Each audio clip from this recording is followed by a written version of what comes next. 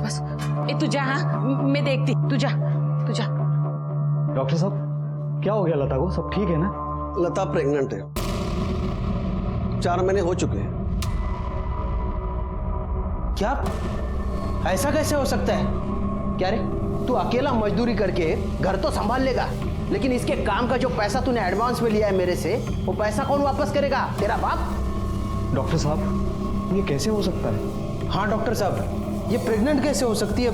इसका तो ऑपरेशन हो चुका है। हाँ जानता हूँ, इसका यूट्रस, मेरा मतलब है इसकी बच्चेदानी मैंने ही निकाली थी। कुछ केसेस में बच्चा गर्भ के बाहर ही ठहर जाता है और 100 में से किसी एक ही औरत के साथ ऐसा होता है। देखा, मैंने बोला था ना देवी आने वाली है। देवी ने लता के गर्भ को अपना घर चुना है। ये सब कृपा और चमत्कार है, चमत्कार है ये चमत्कार नहीं है, पाप है पाप। अरे देख क्या रहा है? गिरा इस पाप को। और तू नहीं गिरा सकता है ना तो मेरे को बोल, मैं गिराता हूँ। देवी के खिलाफ जो भी जाएगा ना उसकी मौत पक्की है। हाँ, और पाप उस पर भी चढ़ेगा जिसके सामने देवी को नुकसान पहुंचा रहे हैं। अरे देवी की सेवा करो देवी की।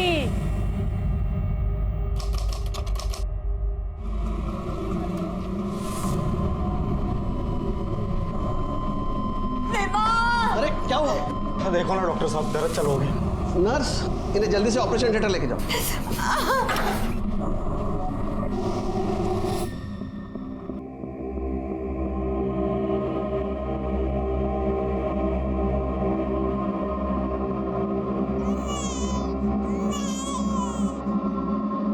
मुबारक हो, बेटी हुई है। माँ और बच्चा दोनों ठीक है। अरे पांडु, तेरे तो दिन फिर गए। तेरे घर लक्ष्मी आई है, लक्ष्मी। अब देखना ताई, पांडु कैसा तरक्की करता है। उसके घर तो देवी आई है, देवी। सच में?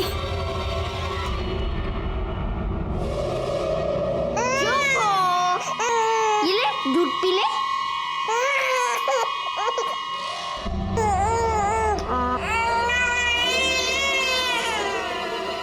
आई देखो ना, चुप नहीं होती। 2 मिनट में घूमने जाएंगे।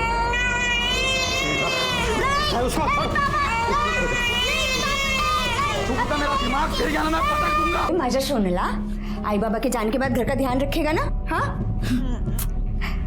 अच्छा एक काम कर, ये ले, कुल्फी खा लेना। हाँ डॉक्टर साहब क्या हो गया लता को, सब ठीक है ना? लता प्रेग्नेंट है, 4 महीने हो चुके हैं। क्या?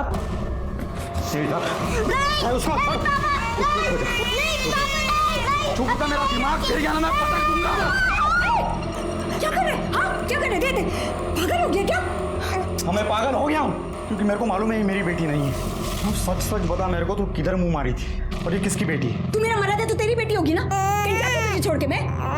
बच्चे के सामने पता नहीं क्या उल्टा सीधा बोले जा रहे हैं। तू शेंडी किसी और को लगा। मेरी बेटी देख, शक्ल देख उसकी, कोई बोलेगा मेरी बेटी है? किसका पाप है ये? क्यों तमाशा कर रहे हैं सबके सामने? अपनी बेटी को कोई पाप बोलता है, अपमान करता है लक्ष्मी का। लोग किधर जा रही है? मेरे को आज सब बराबर करने का है। क्या बराबर करना है तुझे? चुप करके यहाँ बैठ, मैं मंदिर जा रही हूँ उसकी नजर उतरवाने। रुक, तेरे को जिधर जाना है उधर जा, लेकिन इसको कचरा कुंडी में डाल के आने का। इसको अगर साथ में लेके आ गई ना तेरे को इसको दोनों को मार डालूंगा। चल बैठ चुपचाप यहाँ। हाँ मैं बैठ रहा हूँ, उसको वापस लाना नहीं, समझी?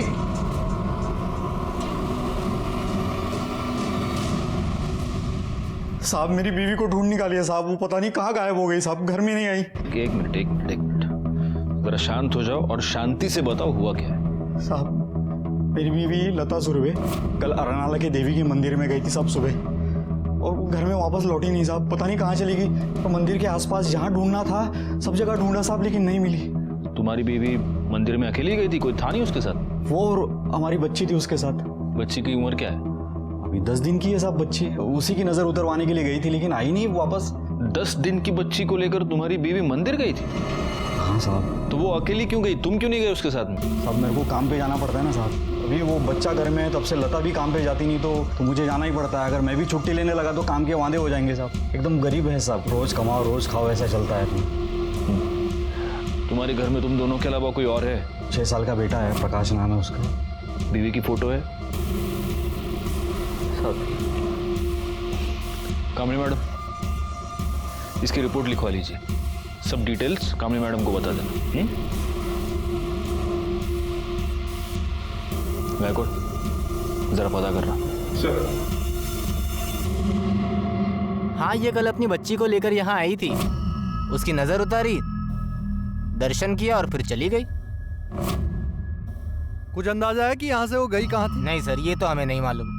3 महीने पहले देवी माँ ने कृपा की थी उसके ऊपर। बच्चा दानी निकालने के बाद भी पेट से थी वो। शिवांगी ताई कहती थी देवी माँ जरूर आएगी, और देवी माँ आ गई, वो भी लता के बेटी के रूप में। देवी की नजर थी लता के घर पर, इसलिए उसने लता के कोख में जन्म लिया और हमारी इस बस्ती में प्रकट हुई। लता बहुत अच्छी है मैडम, सबसे प्यार से रहती है। उसका बेटा प्रकाश, वो तो उसकी जान है, लेकिन पांडु लता की सारी कमाई छीन लेता है, फिर भी वो उसको पैसा देती है और उसके पसंद के कुल्फी खिलाती है। सारे पैसे तू ले लेता था, फिर वो प्रकाश को कुल्फी के पैसे कहाँ से देती थी? पता नहीं साहब, लेकिन मैं तो कभी प्रकाश को पैसा दिया नहीं। सब बस्ती में एक बड़ा मेडिकल रैकेट चल रहा है, जिसमें बस्ती की ऑलमोस्ट सारी औरतों ने अपना यूट्रस निकलवा दिया, ताकि मजदूरी करते समय प्रेगनेंसी या पीरियड के वजह से छुट्टी लेनी ना पड़े। और सर इतना ही नहीं, इनके दिमाग में एक बात बिठा दी गई है कि मंथली पीरियड यानी भयानक बीमारी है जो ऑपरेशन से ही ठीक हो सकती है। बीमारी तो है ही मैडम, और अगर इस बीमारी की वजह से कोई औरत काम पे नहीं आती है ना, तो कदम साहब उसके आदमी का भी पैसा काट लेते हैं। वैसे कदम साहब भी मदद करते हैं इस बीमारी के इलाज के लिए, और ऑपरेशन के लिए पैसा भी देते हैं, और हमारे रोज की मजदूरी से थोड़ा थोड़ा पैसा काट लेते हैं। यही प्रॉब्लम है, इन लोगों के पास एजुकेशन नहीं है, इसलिए जो चाहे जिस तरह से चाहे उन्हें बेवकूफ बनाता है, और ये लोग इतनी आसानी से इन्हें बेवकूफ बनाते हैं कि हम उन्हें कुछ नहीं कर पाएंगे। एनीवे, गायकवाड़, लता के बारे में कुछ पता चला? जी सर, लता के बारे में एक इंटरेस्टिंग बात ये पता चली है कि उसका यूटेरस निकालने के बाद भी वो प्रेग्नेंट हो गई, और गाँव वालों का मानना है कि उस पर देवी माँ की कृपा हुई है। What rubbish Gaikwad. हाँ सर, ऐसा भी हो सकता है, क्योंकि उनके ऊपर देवी माँ का आशीर्वाद है। करड़े, ये तुम कह रहे हो? पुलिस वाले हो ना तुम? ऐसे अंधविश्वासों पर विश्वास रखते हो तुम? पुढच्या वेळेला असं काही बोललत ना तो तुमको ही मिर्ची खिलाऊंगा मैं अभी। Sorry sir. गायकवाड़, ये विश्वास अंधविश्वास सब छोड़ो। अगर लता का यूट्रस निकाला गया था और उसके बावजूद वो प्रेग्नेंट थी, इसका मतलब कुछ है जो हमसे छुपाया जा रहा है।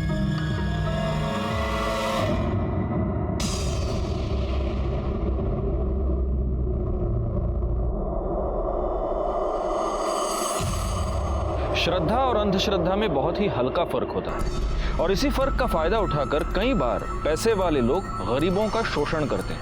गरीबों को इस बात का यकीन दिलाया जाता है कि उनकी जिंदगी की सारी तकलीफें उनकी किस्मत है। ये हालात तब तक बने रहेंगे जब तक कि अज्ञान दूर नहीं होता।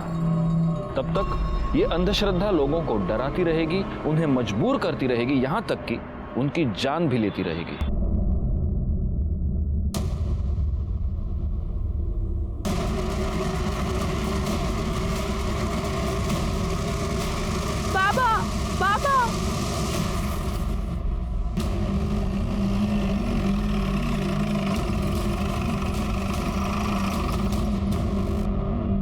हटाओ इनको।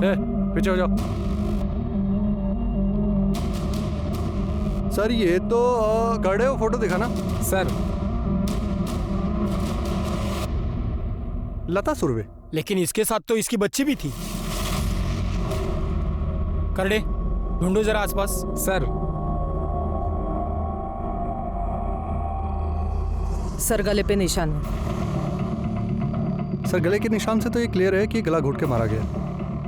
इसकी हालत देखकर लग रहा है कि इसका मर्डर कल ही हुआ है। करड़े, पूरा एरिया चेक किया सर, बच्ची कहीं नहीं मिली। मुझे ऐसा लगता है कि इसका मर्डर बच्चे के लिए ही हुआ है, वही इसे मारकर बच्ची को ले गए। गायकवाड़, किसी को भेजकर पांडु को बुलाओ। पवार,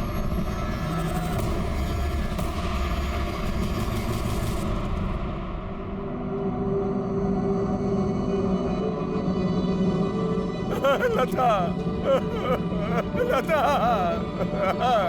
अरे हम गरीबों ने किसी का क्या बिगाड़ा था? गायकवाड़, बॉडी को पोस्टमार्टम के लिए भेज दो। सर हर रोज सुबह 6 बजे घर काम के लिए जाती थी साहब। वापस कितने बजे आती थी? 7 सवा 7 तक। किसके पास काम करती थी? मालूम नहीं साहब। तेरी बीवी किसके यहाँ काम करती थी तेरे को मालूम नहीं? नहीं, सच में नहीं साहब। पता नहीं है, झूठ बोल रहे हैं हमसे। मैं झूठ क्यों बोलूंगा साहब? क्योंकि हो सकता है तूने ही तेरी बीवी का मर्डर किया हो। चल बोल, बच्चे कहाँ है बोल। साहब मैंने ऐसा कुछ नहीं किया साहब। मैं लता से बहुत प्यार करता था, उसको बहुत चाहता था। मैं उसको क्यों मारूंगा साहब? चल ठीक है, मान ली तेरी बात, जा। अरे आता जा ना, का ठेवू बसून तुला। पर सुन, शहर छोड़ के मत जाना, नहीं तो पकड़ के लाऊंगा वापस। ठीक। चल निक। गायकवाड़, अगर ये सच कह रहा है तो इसकी बीवी सुबह 1 घंटा किसी के पास काम करती थी। अब कैसे पता करेगी किसके यहाँ काम करती थी? सर एक आइडिया, मैं घर फोन करके ट्राई करता हूँ, शायद आइडिया कम कर जाए। घर? हाँ सर, ट्राई करता हूँ। हेलो। अरे मैं घर जल्दी नहीं आ रहा, तुम सामान की लिस्ट क्या दे रही हो? तुम रुको 1 मिनट, कुछ पूछना था तुमसे। अब हमारे घर में जो मेड आती है वो अपने घर काम के लिए कितना वक्त लेती है? मतलब झाड़ू पोछा बर्तन वगैरह। अरे सवाल का जवाब दो तुम। अरे तुम पुलिस वाले की बीवी हो तो क्या सवाल पे सवाल करोगी? हाँ हाँ तुम, हाँ ठीक है। अरे यार तुम सामान की लिस्ट बाद में देना, मैं करता हूँ बाद में। सर घर काम के लिए तकरीबन 40 से 50 मिनट लगते हैं। लता सुबह 6 बजे जाती थी और करीब 7:15 को वापस आती थी, मतलब सवा घंटा। अगर 20 मिनट उसे आने जाने में लगते हैं, मतलब वन वे 10 मिनट लगते हैं। मतलब जहाँ कहीं भी वो काम करती थी उसके घर से 10 मिनट के रेडियस में होने चाहिए। वाह गायकवाड़, बीवी की डांट खाकर तुमने थेरी बड़ी अच्छी बनाई।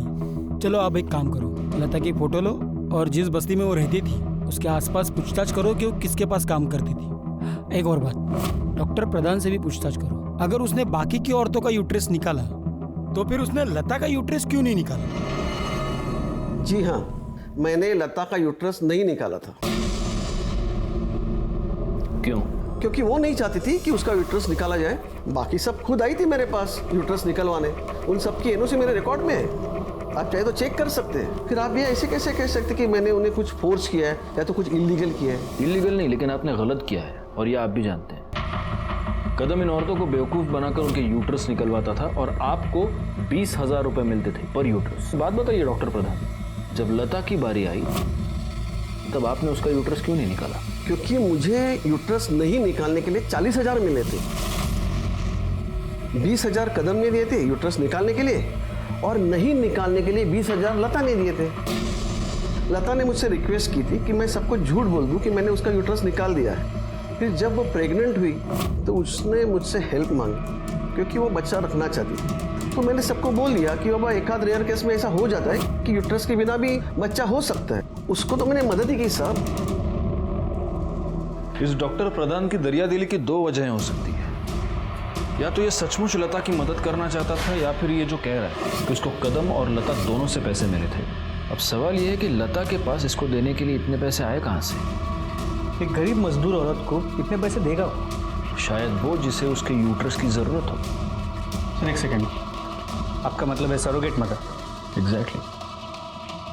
पांडु के मुताबिक लता सिर्फ 2 जगहों पर काम करती थी, उस कंस्ट्रक्शन साइट पर और किसी के यहाँ घर काम करती थी। तो हो सकता है कि ये पैसे जिसने भी दिए हो वो इन्हीं 2 जगहों में से किसी एक पर दिए हो। अब हमें पता ये करना होगा कि वो किसके यहाँ घर काम करती थी।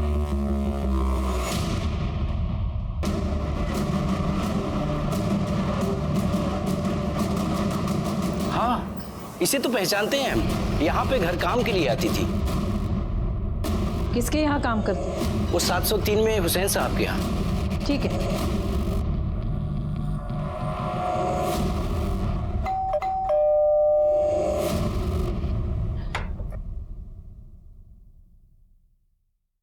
जी कहिए। ये आपके यहाँ काम करती थी? हाँ, लेकिन काफी दिनों से काम पर नहीं आ रही और अब आएगी भी नहीं। क्यों? ये मर चुकी है। मेरी बीवी का 10 साल पहले इंतकाल हो चुका है। मेरा बेटा रहमान भी 5 साल पहले एक्सीडेंट में गुजर गया। अब इस घर में हम सिर्फ 3 ही लोग रहते हैं, मैं, मेरी बहू अस्मा और पोती नाज़नीन। तो आप तीनों के अलावा फैमिली में और कोई नहीं है? एक बेटी है बेनज़ीर, वो वापी में अपने शौहर तबरेज और 2 बच्चों के साथ रहती है। ठीक। मतलब हमारी सरोगसी वाली थियरी गलत निकली, क्योंकि सज्जाद हुसैन की फैमिली में किसी को सरोगसी की जरूरत है ही नहीं। ये भी तो हो सकता है कि फैमिली के अलावा कोई और हो जिसे सरोगेसी की जरूरत हो। होने को तो बहुत लोग हो सकते हैं, पर सवाल ये है कि ये जो भी जरूरतमंद है वो लता को मिला कब और कैसे? क्योंकि अगर सुबह का 1 घंटा छोड़ो तो लता पूरा का पूरा दिन उस कंस्ट्रक्शन साइट पर हुआ करती थी। Excuse me. हेलो, ठीक है सर, मैं अरनाला के देवी मंदिर में अभी जाना हूँ।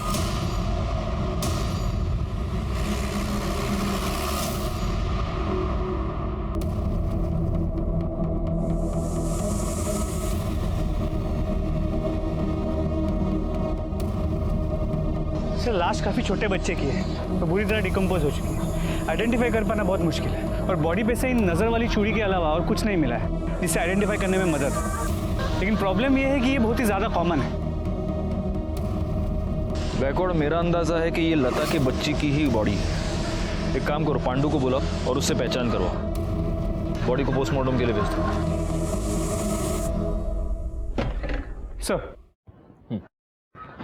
सर पांडु ने बच्ची के हाथ पे पहले नजर वाली चूड़ी से ये कंफर्म किया है कि बच्ची उसी की है, लेकिन फिर भी रूटीन प्रोसीजर के हिसाब से बच्ची के खून को पांडु और लता के सैंपल के साथ मैच करने के लिए भेज दिया है। गुड सर, ये लता की पीएम रिपोर्ट।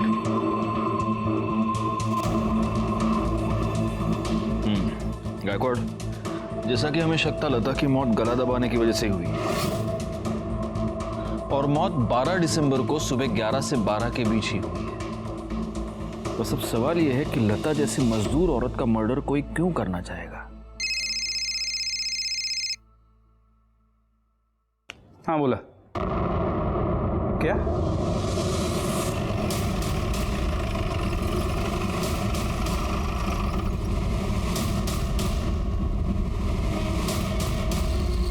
तो बटिए पीछे।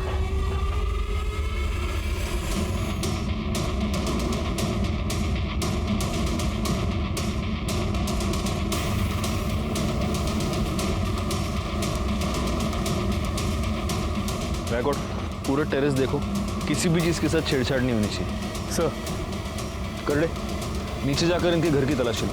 सर, बॉडी को सबसे पहले किसने देखा? सर, कल रात को 9:30 बजे तक जब अस्मा और नाज़नीन शॉपिंग करके घर ऑफिस नहीं पहुंचे तो मैं लाइट्स ऑफ करके सोने चला गया। सर, इससे पहले कई बार ऐसा हो चुका है कि अगर ये लेट हो जाते हैं रात को लौटने में तो अपनी चाबी से दरवाज़ा खोल लेते।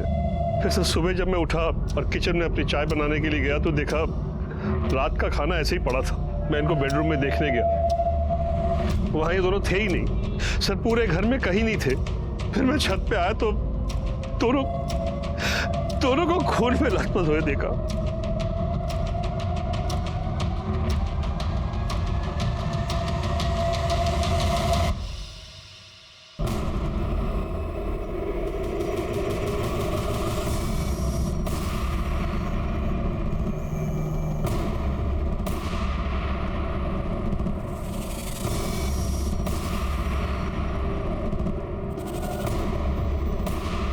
बॉडीज को पोस्टमार्टम के लिए भेज दो। सर, मैंने इनका पूरा घर चेक किया पर मर्डर पेपर नहीं मिला।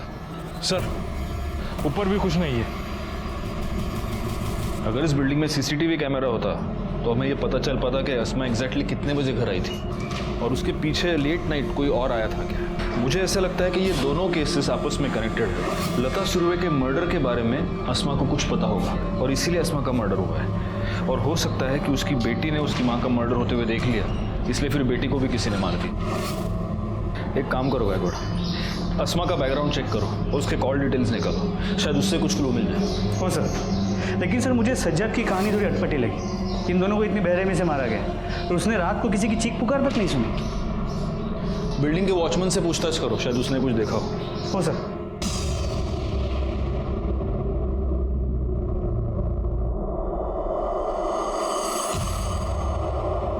साहब, हम सुबह 6 बजे से शाम के 6 बजे तक की ड्यूटी करते हैं, पर कल हमारी बीबी की तबीयत खराब हो गई थी। उसे डॉक्टर को दिखाना था, इसलिए थोड़ा जल्दी निकल गए। नाइट ड्यूटी में जो वॉचमैन होता है उसका नाम, नंबर और एड्रेस। 1 मिनट साहब, ये लीजिए सर। वाह, लिखून गया। ये सज्जाद हुसैन और उसकी फैमिली, इनके बारे में कुछ बता सकते हो? अब क्या बताएं साहब, बहुत ही लिच्चड़ लोग हैं और हुसैन साहब कसरत के नाम पर छत के एक हिस्से को जबरदस्ती कब्जा किए हुए हैं। और उनकी बहू यहाँ से तो बुर्के में जाती थी साहब, पर ऐसा सुना है कि बाहर जाके छोटे छोटे कपड़े पहनती थी। वो किसी ब्यूटी पार्लर में काम करती है साहब, जहाँ पे मर्द और औरत सब आते हैं। पार्लर का नाम क्या है? आप बता सकते हैं हुसैन फैमिली के यहाँ कौन कौन आता जाता है? ज़्यादा तो किसी को आते जाते नहीं देखा, पर हाँ रिश्तेदार ही आते जाते थे और उनकी बेटी और दामाद अक्सर आया जाया करते थे। मैडम जी, बेनज़ीर को आते जाते ना भी देखो ना तो भी पता चल ही जाता है। जब वो आती है ना तो उसके घर में झगड़ा जरूर होता है और इतनी जोर जोर से चिल्लाती है ना कि पूरी बिल्डिंग में उसकी आवाज़ गूंजती है। कल नाइट ड्यूटी पे तुम ही थे ना? ये हुसैन के घर किसी को आते जाते हुए देखा था? नहीं साहब, बिल्डिंग में रहने वाले लोग ही अंदर बाहर हो रहे थे, बाहर का तो ऐसा कोई आया नहीं। तुम ड्यूटी पे कितने बजे पहुंचे? करीब 8:15 बजे। ठीक है। औरतों का घर के बाहर काम करना हमारे यहाँ अच्छा नहीं समझा जाता सर। मेरे एतराज करने के बाद भी अस्मा पार्लर में काम करती थी। मेरी बहू मेरे काबू में नहीं थी, ये मैं आपको कैसे बताता, इसलिए छुपाया। और बेनजीर से झगड़े वाली बात क्यों छुपाई? साहब, जहाँ फैमिली है वहाँ झगड़े लाजमी है, इसमें बताने और छुपाने जैसी क्या बात है? लेकिन ये झगड़ा था किस बात का? कोई ऐसी बात ही नहीं है जो मैं आपको बताऊं। अगर आप नहीं बताएंगे तो फिर हमें बेनजीर से पूछताछ करनी होगी। अब सोच लीजिए। सर वो अब्बू, मैंने आपको कितनी दफा समझाया कि इतने बड़े फ्लैट की आपको कोई जरूरत नहीं है। आप इस फ्लैट को बेचते क्यों नहीं और छोटा फ्लैट खरीद लीजिए ना। क्यों बेच दे? क्यों जरूरत नहीं है? ये फ्लैट हमारा भी है। भाभी, मैं आपसे बात नहीं कर रही हूँ, मैं अब्बू से बात कर रही हूँ। और तुम जैसी बेगैरत औरत से मुझे बात करने का कोई शौक नहीं है, जो घर की इज्जत सरेआम नीलाम करती हो। काम करती हूँ, मेहनत करती हूँ, कोई गुनाह कोई गलत काम नहीं करती। क्या पता काम के अलावा तुम क्या क्या करती हो। बस करो तुम दोनों। तुझे क्या इतनी बेसब्री है? मेरे मरने के बाद ये फ्लैट तेरे बेटे के नाम पे ही है और कोई वारिस है हमारा? तब बेच लेना। कैसे वारिस नहीं है अब्बू? ये है ना नाज़नीन, आपके बेटे की आखिरी निशानी, तो ये फ्लैट भी उसी का होगा ना। वाह भाभी वाह, अपनी रंगरलियों के साथ साथ आप कम्युनिटी के कायदे कानून भी भूल गई। आपको पता नहीं कि जायदाद लड़कों के नाम होती है, लड़कियों के नहीं। अपने पास रखो अपने कायदे कानून। मेरे होते हुए नाज़नीन से उसका हक कोई नहीं छीन सकता। बकवास बंद कर वरना। गायकवाड़, आसमा के केस में प्राइम सस्पेक्ट तो घर वाले ही हैं, लेकिन बाकी की पॉसिबिलिटीज को रूल आउट नहीं कर सकते। 5 साल पहले उसका पति मर चुका है, पार्लर में काम करती थी, हो सकता है उसका कोई अफेयर रहा हो। एक काम करो, जिस पार्लर में वो काम करती थी वहां पर पूछताछ करो, शायद वहां कोई क्लू मिल जाए। हो सर। आसमा के अफेयर के बारे में तो मालूम नहीं, लेकिन अपने काम में बहुत अच्छी थी, बहुत हार्ड वर्क। सर वो यहाँ काम करती है ना, उसने अपने घर पे नहीं बताया था, हमें भी उस दिन पता चला जब उसके फादर इन लॉ यहाँ आए और उन्होंने तमाशा किया। बेलिहाज लड़की, खुदा का खौफ नहीं है तुझे? हाँ, जो ये नापाक हरकतें कर रही है तू, गैर मर्द को चूरी है, और ये छोटे छोटे कपड़े पहन के घूम रही है तू। ले पकड़। वो अभी क्या करें, प्लीज यहाँ से जाएं। अरे आसमा क्या हुआ, क्या चल रहा है ये चादर लपेट और अभी इसी वक्त मेरे साथ घर चल। मैं आपके साथ कहीं नहीं जाऊंगी अब्बू, क्योंकि मैं जानती हूँ मैं जो कर रही हूँ सही कर रही हूँ, और खुदा सिर्फ आपका नहीं, वो मेरी भी नीयत समझेगा। सर आप शोर मत बचाइए और चलिए यहाँ। नहीं चलेगी तू? प्लीज आप जाएं यहाँ से। अस्मा तू ठीक नहीं कर रही। चलिए सर, इसकी तुझे कीमत चुकानी पड़ेगी। चलिए सर। तो इतना सब कुछ हो जाने के बाद भी तुमने उसे जॉब से नहीं निकाला? सर मैंने उसे जॉब से इसलिए नहीं निकाला क्योंकि उसे जॉब की बहुत जरूरत है, और जितनी उसे जॉब की जरूरत थी उतनी सैलून को भी उसकी जरूरत है। सर वो हमारे स्टाफ ऑफ सारे क्लाइंट उसी को पसंद करते थे। हाँ मैं वहां गया था, और आप लोगों को इसलिए नहीं बताया क्योंकि मैं खुद अपनी इज्जत का जनाजा नहीं निकालना चाहता था। आपने उसे धमकी भी दी थी कि उसे कीमत चुकानी पड़ेगी। हाँ तो चुकाई ना उसने कीमत। ये जो कुछ भी हुआ अल्लाह की मर्जी थी साहब, उन्होंने उसको उसके किए की सजा दी। कहीं ऐसा तो नहीं कि अल्लाह की आड़ में तुम ही ने ये 2 मर्डर्स कर दिए? ये आप क्या कह रहे हैं साहब? आप अभी जा सकते हैं जी। और अल्लाह से दुआ कीजिए कि आसमा का कातिल जल्द से जल्द पकड़ा जाए। जी। गायकवाड़, ये हमारा प्राइम सस्पेक्ट है, इसकी पूरी हिस्ट्री निकालो और प्लेन क्लोज में अपने 2 बंदे इसके घर के बाहर लगा दो। और हाँ, उस बेनजीर को बुला पूछताछ के लिए। सर, छोटी बच्ची की पीएम रिपोर्ट।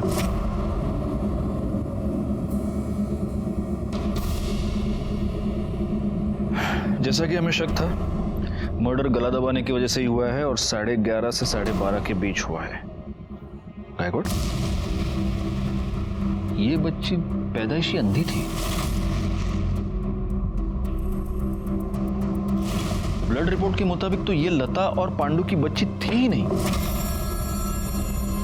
मतलब हमारे सरोगेट मदर वाली थियरी सही है। यस। अब अगर लता सरोगेट मदर थी तो इसका मतलब लता को इस सरोगेसी के पैसे मिले होंगे। ये पता करो कि उसका कोई बैंक अकाउंट है क्या, और अगर था तो उसमें कब और कहां से पैसा आया। आसपास के जितने भी आईवीएफ सेंटर्स हैं वहां पर पूछताछ करो, क्योंकि अगर उसने सरोगेसी करवाई है तो वो इनमें से किसी एक सेंटर पर जरूर गई होगी। जी सर।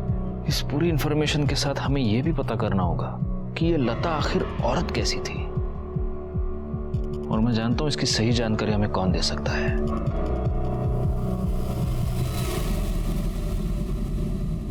और अगर इसके बाद भी लगे तो और मंगाएंगे। खाओ, चलो लो। वड़ा पाव? अंकल, पक्का मेरे को इस वड़ा पाव के बाद कुल्फी भी खिलाओगे? पक्का खिलाऊंगा, और एक नहीं, तुम जितनी कुल्फी खाना चाहो उतनी कुल्फी खिलाऊंगा। तुम्हारी आई भी तुमको कुल्फी खिलाया करती थी? हाँ, मेरी आई मुझे हर रोज पैसे देती थी कुल्फी खाने के लिए। वो कितनी अच्छी थी, लेकिन उसके बाद भी लोग उसे तंग करते थे। कौन कौन तंग करता था? खाओ। शिवांगी ताई, मैंने उस दिन देखा था, मेरी आई उसके पैर पड़ रही थी, वो आई से पैसे ले रही थी।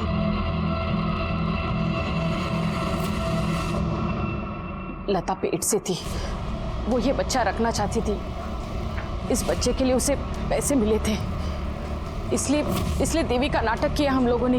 उसे डर था कि पांडु को उसके गर्भ का पता चलता तो वो बच्चे को और उसे दोनों को मार देता।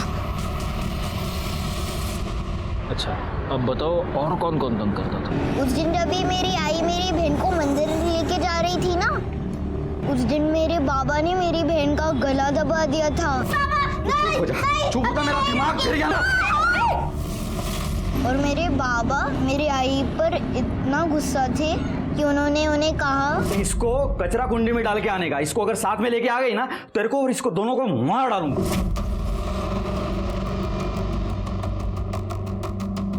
फिर उस दिन बाबा भी काम पर नहीं गए थे। उस दिन अगर तुम्हारे बाबा काम पर नहीं गए तो कहाँ गए? मालूम नहीं, पर उस दिन जब भी आई मंदिर गई थी ना, तभी बाबा भी उनके पीछे गए थे। प्रकाश से मिली इंफॉर्मेशन ने हमारी इन्वेस्टिगेशन को एक नई दिशा दे दी। हमें यह पता चल गया कि पहले 4 महीने तक लता ने अपनी प्रेगनेंसी पांडु से छिपाई रखी। प्रकाश और शिवांगी से मिली इंफॉर्मेशन के बाद हमने पांडु को कन्फ्रंट किया, और तब जो सच सामने आया वो हैरान कर देने वाला था।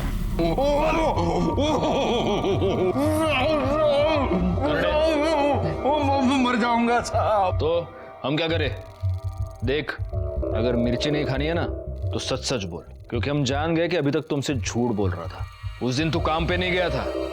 जब तेरी बीवी बच्ची को लेके मंदिर गई तो तू उसके पीछे पीछे गया था, है ना? बोल। मेरे को मालूम था साहब वो मेरी बच्ची नहीं है, इसलिए मैं लता पे बहुत भड़का। हमारा झगड़ा भी हुआ था। जब वो बच्ची को लेके मंदिर की तरफ निकली तो मैंने साइकिल से उसका पीछा किया। जैसे मैं मंदिर पहुंचा तो मैंने देखा कि मंदिर के बाहर एक काला सा बड़ा गाड़ी खड़ा है। लता बच्ची को लेके उस गाड़ी में बैठी और गाड़ी चल पड़ी साहब। तो गाड़ी विरार में एक बैंक के सामने जाके रुका। जब गाड़ी रुकी तो बच्ची को गाड़ी में ही छोड़ के लता गाड़ी से बाहर निकली और सामने वाले बैंक में घुस गई साहब। फिर मैं उसके पीछे पीछे बैंक में गया, और जब मैं अंदर गया तो मैंने देखा कि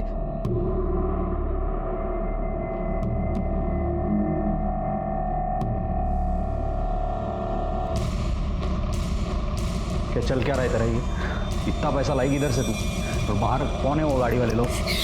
और नको, मैं बताती तेरे को सब। देख, अब उस बच्ची की ना अपन को जरूरत नहीं है। अरे देख, उसके बदले में कितना पैसा लाई। मतलब तू पैसे के लिए बच्ची को बेच दिया तूने? लता मेरे को बोली कि तू अभी घर निकल जा, मैं शाम में आती हूँ और तेरे को सब बताती हूँ, इसलिए मैं भी घर निकल गया। गाड़ी में कौन था? गाड़ी में कौन था पता नहीं साहब, मैंने देखा ही नहीं। गाड़ी का नंबर याद नहीं साहब, मैंने देखा नहीं। झूठ बोल रहा है? हाँ? भाई साहब, अगर आपको चाहिए तो मैं विरार वाला बैंक आपको दिखा सकता हूँ।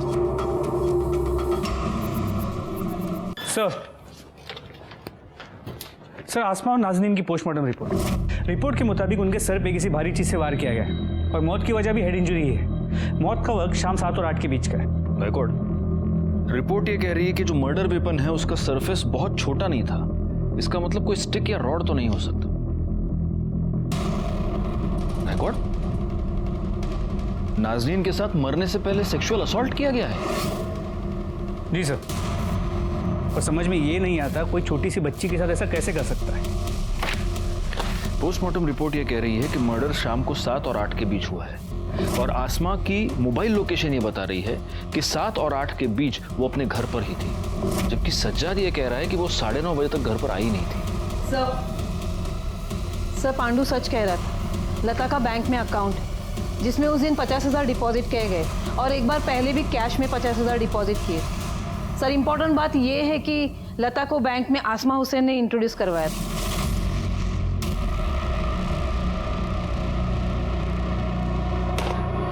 इसका मतलब ये दोनों केसेस आपस में कनेक्टेड हो सकते हैं और लता के बैंक अकाउंट में ट्रांसफर किया गया ये पैसा उसकी सरोगेसी की फीस हो सकती है। एक काम करो, बैंक और मंदिर के आसपास जहां से हमें लता और उसकी बच्ची की डेड बॉडी मिली, वहां आसपास जितने भी कॉमन मोबाइल्स एक्टिव थे उन सबकी एक लिस्ट बनाओ और आसमा के कॉल रिकॉर्ड के साथ मैच करके देखो। हो सकता है इनमें कोई कॉमन नंबर निकले। ये हो सकता है कि आसमा उस सरोगेसी वाले कपल को जानती हो या ये भी हो सकता है कि आसमा ने ही ये डील फिक्स करवाई हो और आसमा के मर्डर के पीछे की वजह भी यही हो। सर, मैं सज्जाद हुसैन के घर पे बॉडी क्लेम पेपर पे साइन लेने गया था। डोरबेल बजाई और वेट कर रहा था, तभी मुझे शू रैक के पीछे एक लाइट ब्लिंक करती हुई दिखी। सर, मैंने सज्जाद से साइन ले ली। उसके बाद शू रैक के पीछे देखा तो ये कवर में मोबाइल मिला। इस मोबाइल में सिम कार्ड नहीं है लेकिन काफी कुछ चीजें। देखिए सर,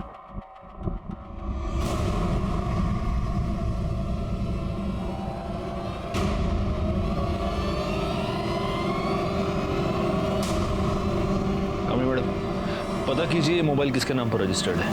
जी सर। बैकवर्ड चलो।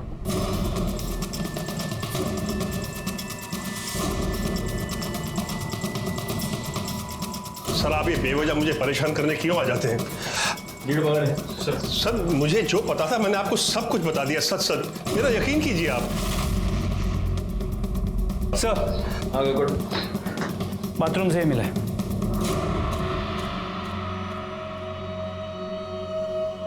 आप तो कह रहे हैं कि आपने हमसे कुछ नहीं छुपाया। आपने हमको ये नहीं बताया कि आपने आपकी बहू की बाथरूम में ये स्पाई कैम लगा कर रखा है, जो स्पाई कैम आपके घर के वाईफाई से कनेक्टेड है और इस स्पाई कैम पर आप अपनी बहू के वीडियोस बनाते थे। आपने हमसे ये भी झूठ बोला कि मर्डर वाले दिन 9:30 बजे तक आसमा और नाज़नीन घर पर नहीं आए थे, जबकि उनका मर्डर शाम को 7 और 8 के बीच हुआ है। मर्डर से पहले नाज़नीन पर रेप किया गया है। मेरे ख्याल से इतनी वजह काफी है आपको परेशान करने के लिए। इन सारी बातों का मुझे कोई इल्म नहीं है। ये स्पाई कैम तुम्हारे घर के वाईफाई से कनेक्टेड क्यों है? वो फोन किसका है? सारी शर्म तो उसने बेच खाई थी। उसके किसी यार की हरकत होगी वो। तो आपको कुछ नहीं पता? मैंने आपको सब सच सच बता दिया है। तब तो आप ये भी नहीं जानते होंगे कि आप ही के बैंक में आसमा ने लता का अकाउंट खुलवाया था। सर, यकीन कीजिए मुझे बिल्कुल नहीं पता इस बारे में। बैकवर्ड, इसको उठाकर अंदर ले चलो और तब तक बिठा कर रखना जब तक इसको सब याद नहीं आ जाता। सर प्लीज सर, मेरी बात तो सुनिए सर। सर, पता चल गया है मोबाइल किसके नाम पे रजिस्टर है। किसके? सर, ये फोन मेरा नहीं है। हाँ, मैं मानती हूँ कि मैंने अपने अब्बू को मजबूर किया था वो फ्लैट बेचने के लिए और मैं आसमा से नफरत भी करती थी, मगर उसके लिए मैं इतनी गिरी हुई हरकत नहीं करूंगी सर। वापी के शॉपकीपर के रिकॉर्ड्स में ये फोन तुम्हारे नाम पर और तुम्हारे एड्रेस पर रजिस्टर्ड है। यही फोन बाथरूम के स्पाई कैम से कनेक्टेड था। इसका मतलब साफ है, तुम अपनी भाभी की अश्लील वीडियो बनाकर उसे ब्लैकमेल कर रही थी कि फ्लैट के ऊपर से अपना क्लेम वो छोड़ दे, वरना तुम ये वीडियोस वायरल कर दोगी। खुदा कसम सर, मैं सच बोल रही हूँ, ये फोन मेरा नहीं है। तो फिर ये फोन तुम्हारे नाम पर रजिस्टर्ड क्यों है? पता नहीं सर, मुझे लगता है कि कोई मुझे फंसाना चाहता है। मेरे डॉक्यूमेंट चोरी करके उन्होंने फ़ोन खरीदा होगा। और आपके पास कोई सबूत है कि ये फ़ोन मैंने खुद जाके दुकान से खरीदा है? सर जिस दिन लता और बच्ची का मर्डर हुआ था उस दिन ये 2 नंबर मर्डर स्पॉट और बैंक के बाहर एक्टिव थे। पता करो ये दोनों नंबर्स किसके हैं। Yes sir. और आसमा के कॉल डिटेल्स और मोबाइल लोकेशन के साथ मैच करके देखो। Yes sir. सज्जाद के टेरेस पर मिले सामान की जो लिस्ट है उसमें एक डंबल का जिक्र है। जी सर, मैंने देखा भी था। हाँ, लेकिन उसके घर में जो सामान मिला था उस लिस्ट में कहीं भी दूसरे डंबल का जिक्र नहीं है। एक ही डंबल था। कहीं ऐसा तो नहीं कि दूसरा डंबल ही मर्डर वेपन है और फिर उसको गायब कर दिया गया।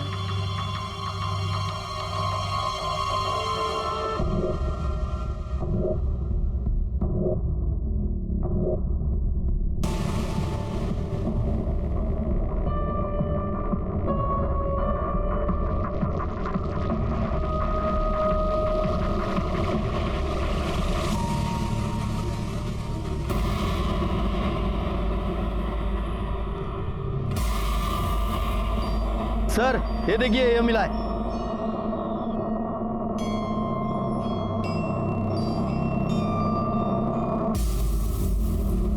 इस डंबल को फॉरेंसिक के लिए भेज दो और उनसे जल्द से जल्द फिंगरप्रिंट रिपोर्ट मंगवाओ। सर।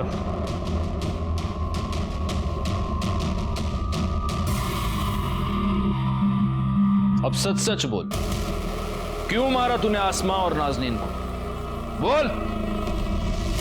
अब सच सच बोल, क्यों मारा तूने आसमा और नाजनीन को? वो दोनों बेनजीर की सगी भाभी और भांजी थी ना? बोल। सर मैंने आपको बताया मैं उनके घर नहीं गया था। देखिए तबरेज, अगर सिंगल पीस रहना चाहता है ना तो सच सच बोल, वरना इतना मारेंगे कि पांव पे खड़ा नहीं हो पाएगा।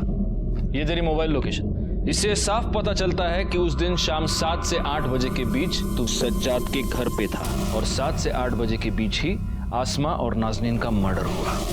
सिर्फ इतना ही नहीं, नाजनीन के कपड़ों पर जो सीमेंट मिला वो तेरे सीमेंट से मैच होता है और जिस डंबल से तूने मर्डर किया उस डंबल पर तेरी उंगलियों के निशान भी है। और बाथरूम में स्पाई कैम भी तूने ही लगाया था ना? एक 8 साल की बच्ची का रेप करके मर्डर किया तूने उसका। अब अगर सच नहीं बोला ना तो तेरे मुंह में हाथ डाल के सच बाहर निकाल लूंगा मैं। बोल। सर बिजनेस में बहुत लॉस हुआ था सर, पैसे की बहुत दिक्कत थी सर, इसलिए मैं बिजनेस जी को प्रेशर कर रहा था फ्लैट बेचने के लिए। बाथरूम में स्पाई कैम भी इसलिए लगाया था ताकि आसमा को ब्लैकमेल करके उसके साथ मजे करूंगा और उसको फ्लैट में क्लेम करने से रोकूंगा। पर वो मेरी बात मान ही नहीं रही थी।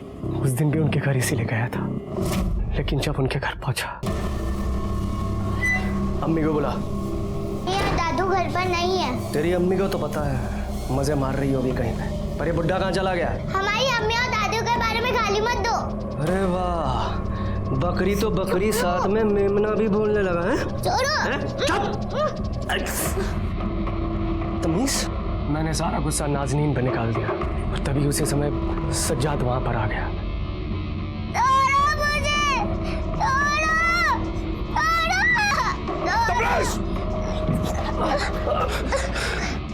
ये सब देखा उसने तो बहुत मारा मुझे और छत पे ले गया। बेगैरत इंसान, नालायक।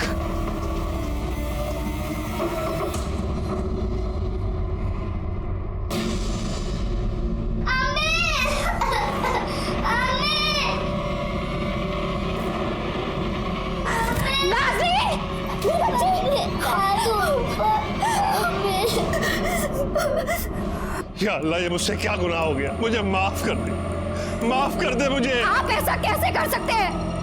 आपकी इंसानियत बिल्कुल खत्म हो गई जो आपने बच्ची। ये गंदी हरकत इस वैशी दरिंदे ने की है इसने। ए बुड्ढे, अगर किसी को बोला तेरी बेटी को तलाक दे दूंगा। फिर मैंने डंबल पानी की टंकी में फेंक दिया। मुझे लगा वहां से कौन ढूंढ पाएगा। आसमा का मर्डर और नाजनीन पर रेप और मर्डर करने के जुर्म में मैं तुम्हें अरेस्ट करता हूं। मुझे इसके भी कॉल डिटेल्स चाहिए आज के आज। सर लता और बच्चे के मर्डर के टाइम पे जो बैंक और क्राइम स्पॉट पे जो नंबर मिले थे उनकी डिटेल्स आ गई। और सर ये दोनों नंबर आसमा के कॉल रिकॉर्ड में भी मिले। आसमा मेरी खाला की बेटी थी। शादी से पहले आसमा हमारे साथ हमारे नवे मुंबई वाले फ्लैट में रहती थी। निखत और आसमा काफ़ी अच्छे दोस्त थे। शादी के 5 साल बाद भी हमारे यहाँ औलाद नहीं हुई, तब डॉक्टर ने हमें सरोगेट मदर के लिए सजेस्ट किया था।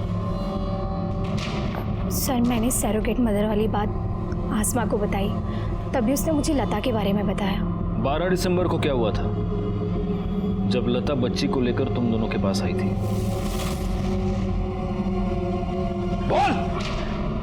निखत ने देखा कि बच्ची की आंखों में कुछ प्रॉब्लम है। हाँ अंधी है, डॉक्टर भी बोला कि अंधी है। तो तुमने हमें पहले क्यों नहीं बताया? धोखा दिया तुमने हमें। एक हेल्दी बच्चा चाहिए था, ना कि ये। देखिए बात बच्चा पैदा करने की हुई थी समय की, अब ये आपका बच्चा है, संभालिए इसे, रखिए इसे प्यार से। ये बच्चे मुझे नहीं चाहिए। पर जब आसमा को आपसे पता चला तो उसने हमसे पूछा, लेकिन हमने उसे कुछ नहीं बताया। फरहान और निखत को लता और बच्ची के मर्डर के लिए, तबरेज को आसमा और उसकी बेटी नाजनीन के मर्डर के जुर्म में उम्र कैद की सजा हुई और सज्जाद को जुर्म छुपाने के लिए सजा। जुर्म की दस्तक को हमेशा सुने, उसे समझने की कोशिश करें। इसी के साथ मैं सीनियर इंस्पेक्टर राजेश यादव आपसे विदा लेता हूं। दोबारा मिलूंगा, तब तक सतर्क रहिए और देखते रहिए क्राइम पेट्रोल दस्तक, क्योंकि मकसद बताना नहीं, बचाना है।